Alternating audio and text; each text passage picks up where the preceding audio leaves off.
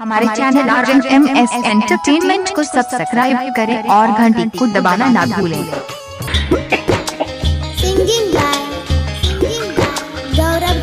लोगवा भूल गेले दुनिया भगवान के हो भैया सुना दुश्मन भेले इंसान के हो लोगवा भूल गेले दुनिया भगवान के दुश्मन भेले इंसान के तो भैया पापी सौंसे दुनिया दारी भे गेले भैया पापी सौंसे दुनिया दारी भे गेले गो छोट बीमारी महामारी भे गेले गो कोरोना बीमारी सब पर भारी भे गेले।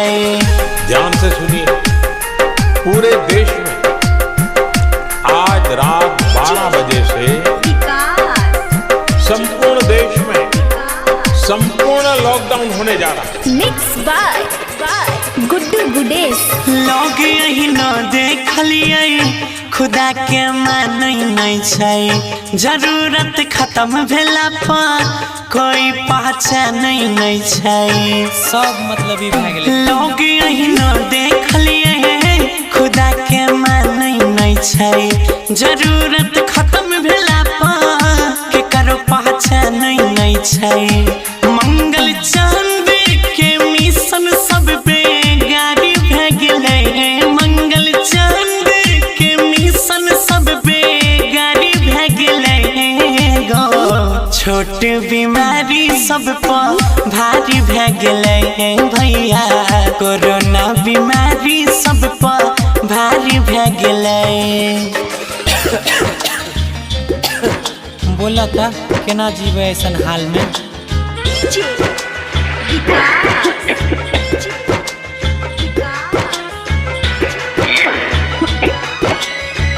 कहीं ऑक्सीजन नहीं मिले छे की कहिया। जहाँ पर लाखों जीव के चलै छै दिन रात जीवन, ओही जे हॉस्पिटल में खत्म भेल जाइयो ऑक्सीजन। जहाँ पर लाखों जीव के चलै छै दिन रात जीवन, ओही जे हॉस्पिटल में खत्म भेल जाइयो ऑक्सीजन। गौरव सरवन मुश्किल में दुनिया सारी भे गेले, मुन्नी लाल रवि से दुनिया सारी भे गेले भाई रे छोट बीमारी महामारी भे गेले गो कोरोना बीमारी सब पर भारी भे गेले।